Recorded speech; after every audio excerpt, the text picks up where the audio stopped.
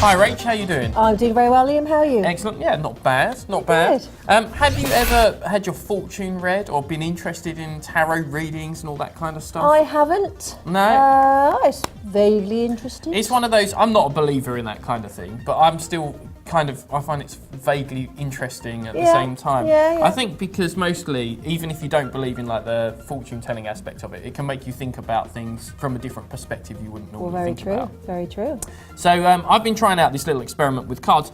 Playing cards are actually used to tell fortunes long before the tarot deck. Okay. Which was something I hadn't realised. And all the cards have individual meanings and yeah, we're going to basically just try a little experiment.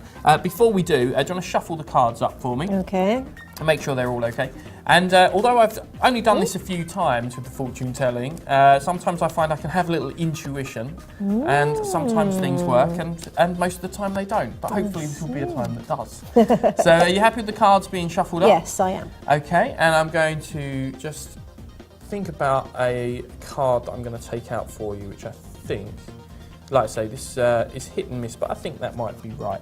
Ooh. I'm going to pop that in there. I haven't changed the order of any of the cards from when you've shuffled. So what I'd like you to do now is to make a little circle of cards. It doesn't really matter how many, just, you know, deal some down into make a circle shape for me. So it doesn't matter how many? No, not really. Like, you know, yeah, that's perfect. Like that? Yeah, excellent. And we'll get rid of those. Odd That's circle, great. And all we have to do for your fortune is you think, let a number come to you. It can be any number. It can be a random number or a number that has some sort of meaning. And we count around the circle, which will land on a card that will tell us about your past and present, basically. Okay. That's the system. So what number came to your mind? 11. 11. Okay, so we're going to count round 1, 2, 3, 4, 5, 6, 7, 8, 9, 10, 11. That takes us to this card here.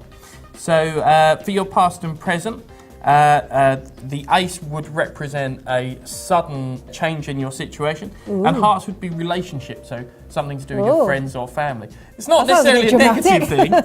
Not a negative thing. It might be a very positive thing. Okay. But that's it. That is the interpretation you'd get from the playing cards. Okay. And then we would go round the circle the other way to represent your future. So I'm going to have an intuition about that as well. Let me take out another card if there's one in here. I think maybe this one. And I'll pop that in the box as well.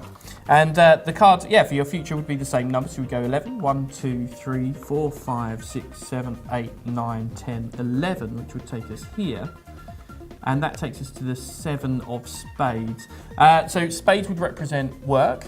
And 7 represents something suddenly coming together and you reaching a goal in a very positive way. Oh, okay. So that's something for your future as well. For that. And here's the weirdest part. Obviously, all the cards are different. All the numbers and all the suits have different meanings. But these were the two that we had for your past and your future. And the two cards that I put inside the box for my intuitions were very, very close indeed. So maybe there is something in this fortune telling after all. Maybe there is psychic, Liam. Yeah. But probably not.